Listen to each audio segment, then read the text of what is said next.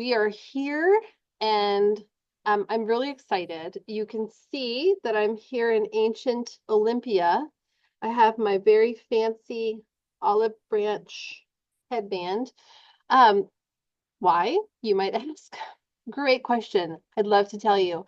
I am excited for next winter because next winter is the Winter Olympics.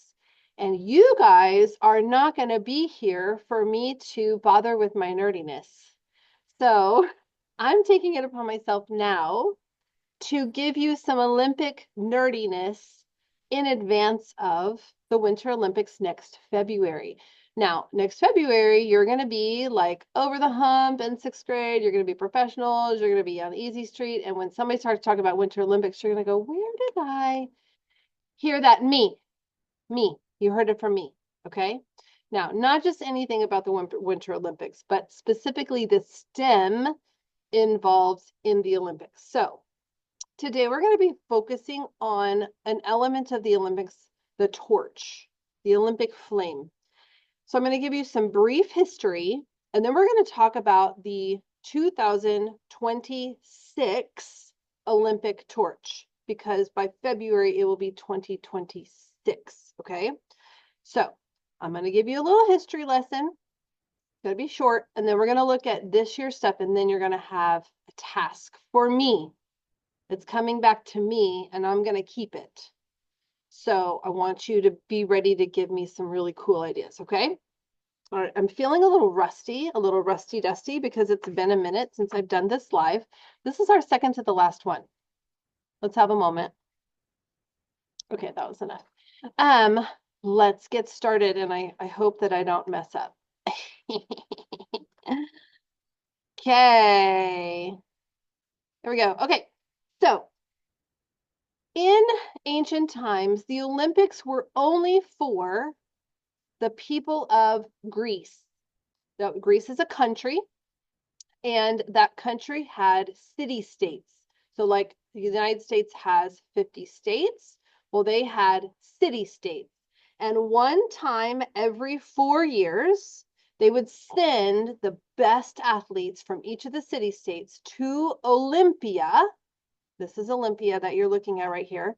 And they would compete against each other to see who was the best in Greece. Okay. Took place every 4 years. Olympia was not really a regular city. Here's a little map. There's 3 languages on here. English is the middle language, the one in the center. This city wasn't normal. It really basically only had sporting arenas, and it had like a sanctuary because the Greeks were holding this competition to honor Zeus. They believed in the gods and goddesses. If you have ever done any reading of like Percy Jackson or those kinds of books, you're going to hear a lot of those names right now. But this is who they believed controlled the universe and controlled all of the things that happened in their lives, were these gods and goddesses. And so this festival was to honor the top dog, Zeus. They were considered very important. They would even measure their years by Olympics. So it was a really, really big deal. So originally, the Olympic Games were a one-day event. And this started before, like in BC, before the Christian era. So they've been around for over 3,000 years. That one-day event got extended to 3 days. Then it got extended for 5 days. And now it's like weeks long because it's not just Greece anymore. It's all of the countries, most of the countries in the whole world. But back then, the ancient games included running, long jump, shot put, javelin, boxing. There was something called pankration, and that's basically MMA, mixed martial arts, no holds barred. It was kind of vicious. They also had equestrian events, so horse events. And now we know that there's many, many more events. So every Olympics, even dating back before in BC, there was an Olympic flame. It was a sacred fire, and it would burn throughout the duration of the games. So they would light it at the beginning and extinguish it at the end, and it would stay on an altar of one of the goddesses named Hestia. She was the goddess of the hearth, which is in our terminology is like the fireplace. And so that fireplace, that fireplace would hold the Olympic flame. Makes sense, fireplace flame. The fire was thought to have been stolen from the gods by a man named Prometheus. If any of you guys are into Greek mythology, that's a really interesting story that they believed. And they would take this flame and it would burn in all of the Greek sanctuaries there at the Olympic Games. So it was really, really important. The flame was ignited at this temple of Hera. So Zeus's wife, Hera, that's where they would ignite the flame. And so on the left is like a painting depiction of the temple of Hera. On the right-hand side, this is them actually lighting the Olympic torch at the temple of Hera. We're going to look at that in just a second. So they still do this. Every time there's an Olympics, they light it in this same way. And we're going to look at it in just a second. And the reason that they're doing it this way is that they believed that Apollo, here's one of the gods, he was the sun god, god of the sun and god of light. He was responsible in their belief for pulling the sun across the sky every day. And so we know that light and heat comes from the sun. And so the sun actually lights that flame. Let me get to this video really quick. I have a specific amount of time I want to watch. Let's see, I need to go to 52:30. 52:30, because we ain't watching this whole thing. Okay, so this is from the Tokyo Olympics in 2020, and that one actually had to be postponed because of the pandemic. I'm scooching all the way to when they light this thing. So you can see along the bottom, there's these ladies, these actresses who are speaking Greek, and they are going to light the torch in a parabola using the sun. Okay, so let me see if I can.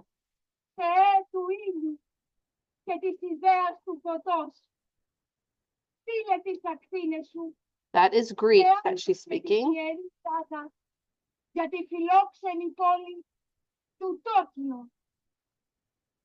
She said Tokyo, you heard that. Okay, so she's going to take the sacred silence. I'll let her do that. The sky, the earth, the sea, and the wind sound. Now takes the torch and places it in the parabola. She's trying to find. Okay, so just before we went out of, oh, come on, Miss Connor. No. Told you guys I'm out of practice. Okay, this is a parabolic mirror, and you guys have studied refraction and reflection of light. This parabolic mirror takes the sun's rays and focuses them into the center.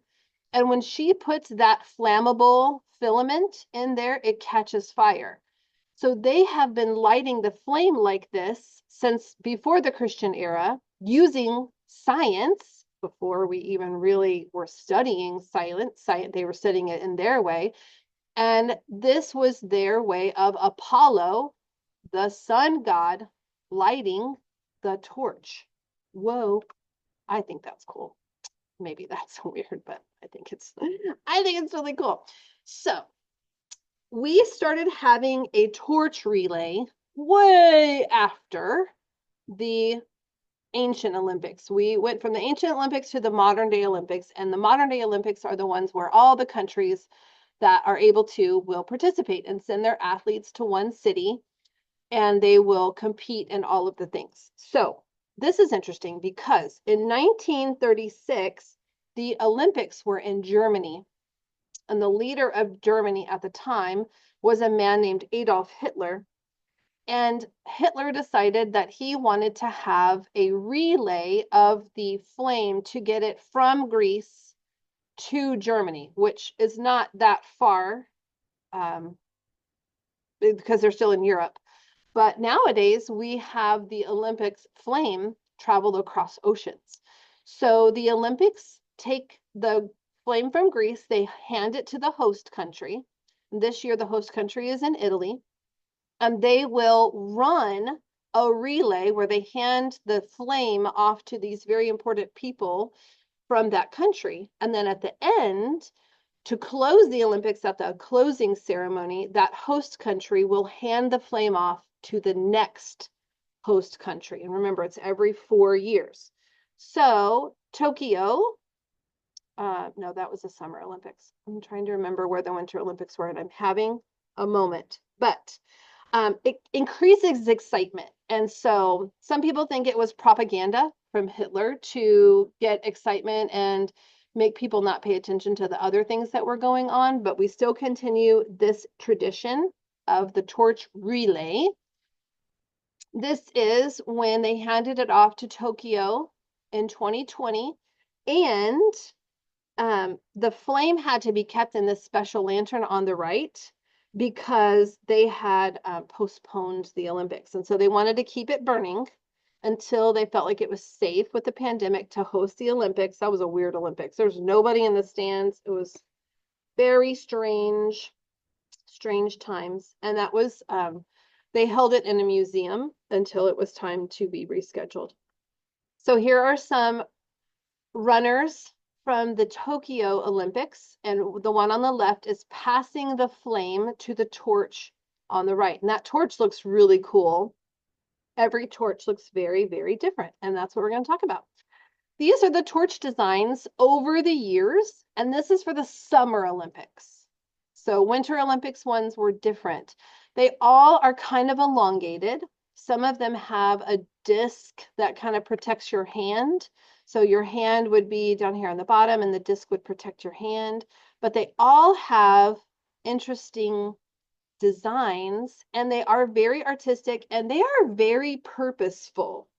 So a team will design artistically what they want the torch to look like, and it has lots of meaning and symbolism. So we're going to look at the torches for Milan Cortina. These are the torches that will be used next year for the Winter Olympics. Take a minute. One of them is blue. One of them is kind of a pinkish, bronzy color. I'm going to play a quick video, and then I'm going to give you some more information. Please don't have ads.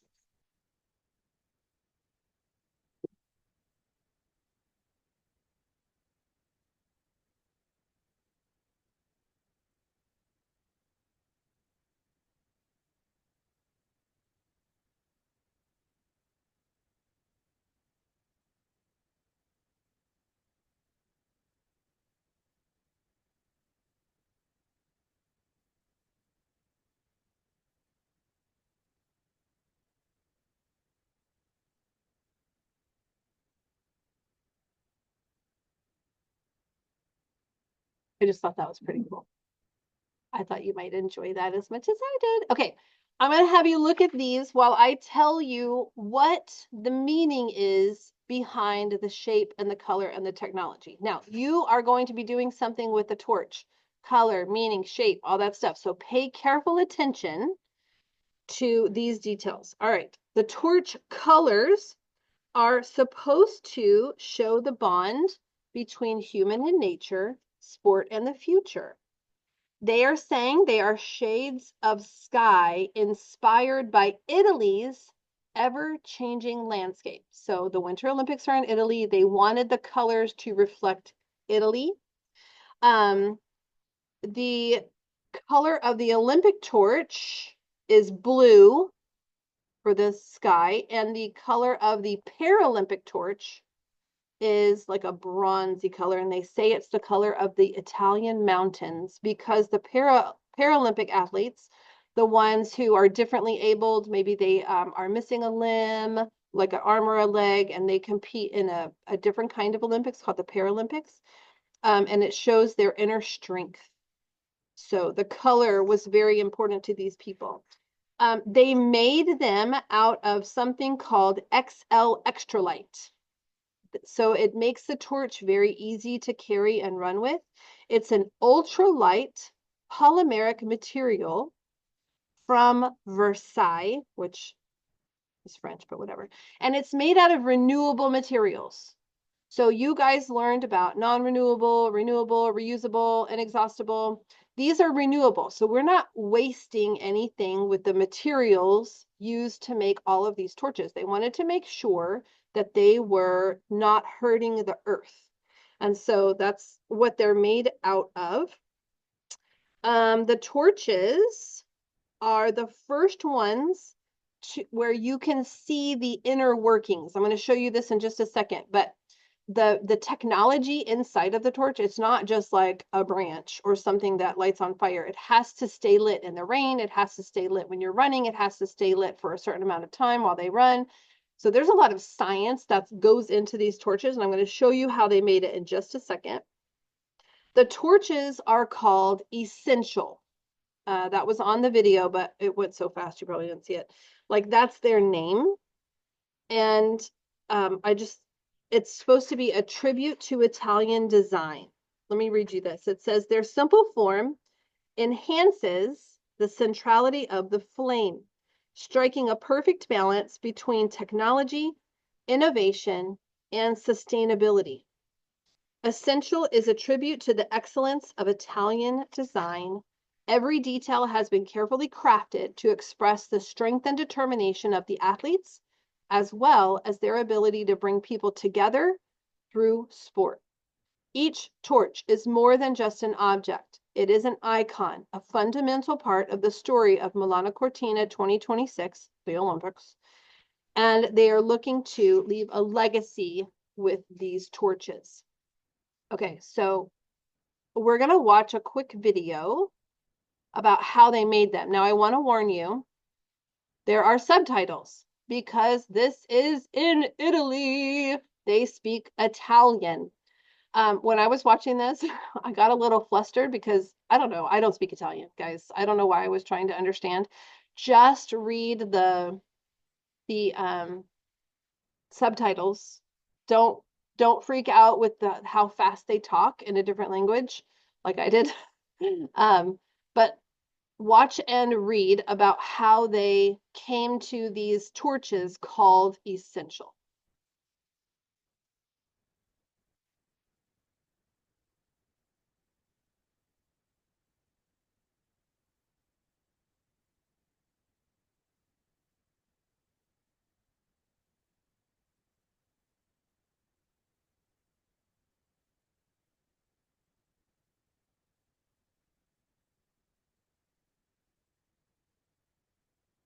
È un grande onore poter lavorare per le Olimpiadi e averlo fatto in questo caso con un grande gioco di squadra, un lavoro di squadra con Milano Cortina, con Eni, con Versalis, con Cavagna che ha sviluppato il bruciatore e quindi in qualche modo il team di design è stato quasi un microcosmo della collaborazione, con la collaborazione poi al centro dei giochi.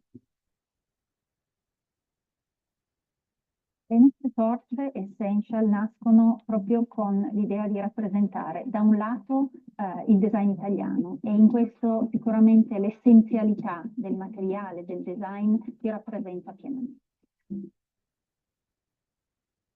Cos'è la sostenibilità? La sostenibilità inizia quando minimizziamo l'uso dei materiali. E così è nata l'idea della torcia. La torcia è mettere la fiamma al centro e ridurre tutto il resto.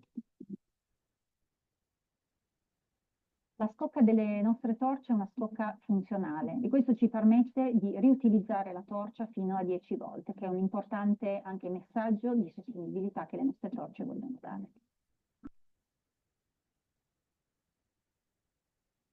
Per noi è sempre stato il focus principale riuscire a sviluppare una tecnologia centrale che potesse dare vita a una fiamma che fosse il vero punto di attenzione del progetto.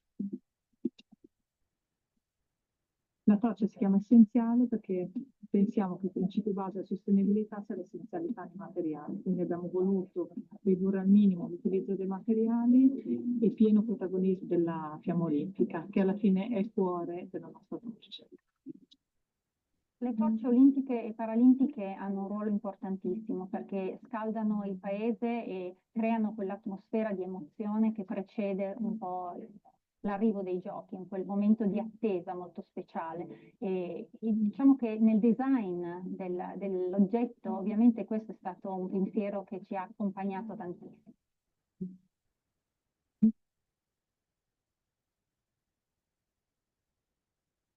When I think of it, Italy, it's really being inventive and modern and new design. And I think people will love it. And the world will say, wow, once again, Italy taking another step forward in the modern world.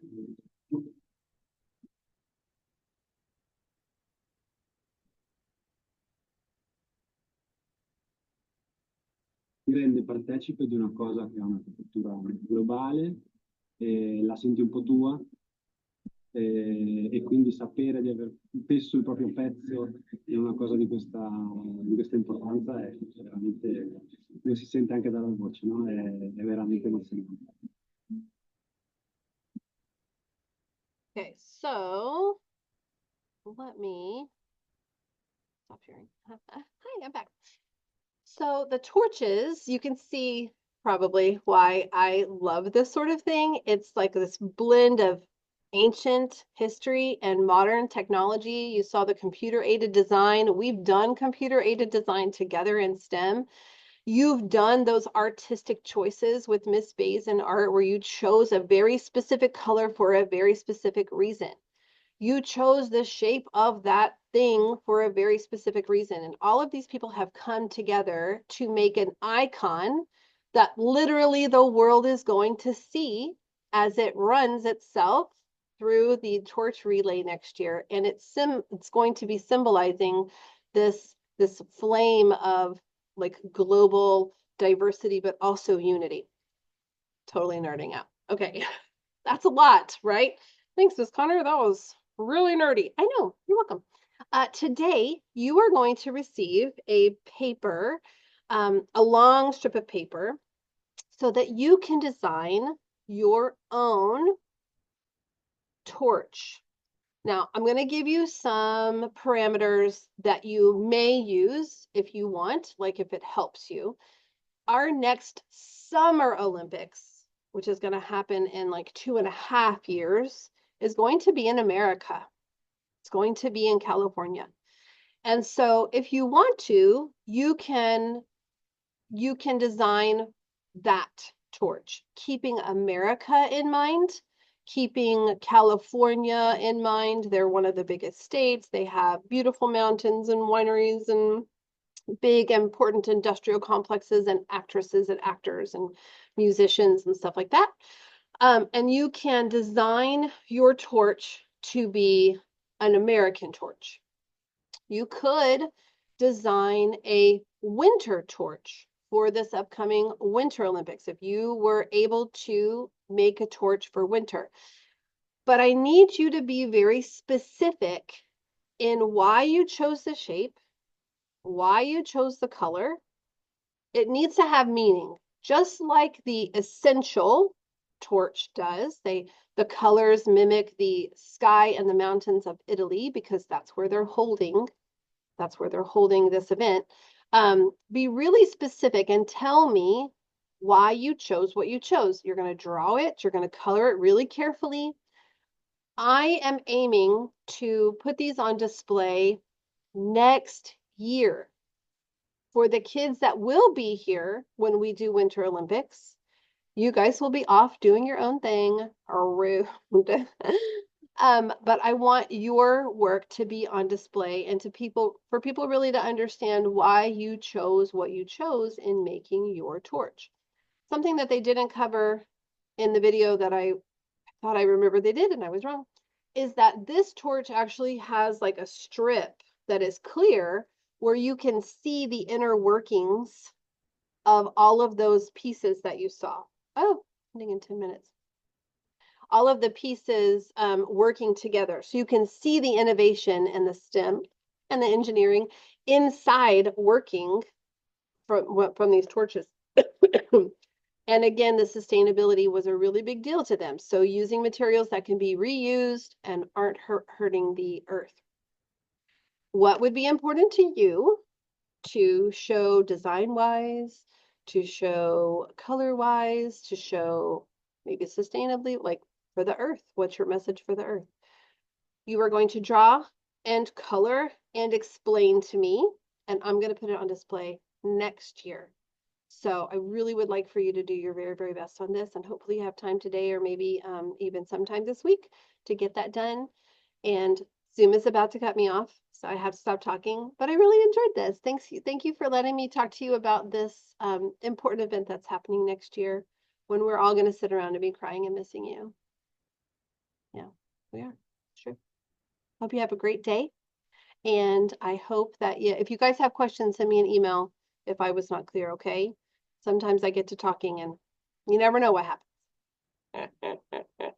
Have a terrific Tuesday, and I hope to see you all at Discovery Night tonight. It's going to be fun. Talk to you guys. Thank you. Thank you.